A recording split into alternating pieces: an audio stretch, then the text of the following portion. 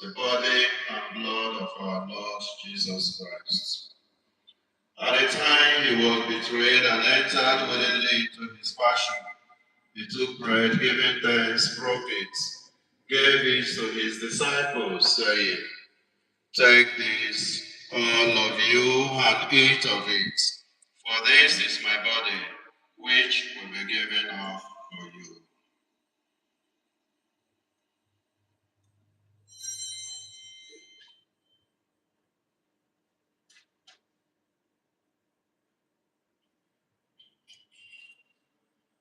In a similar way, when supper was ended, he took the chalice.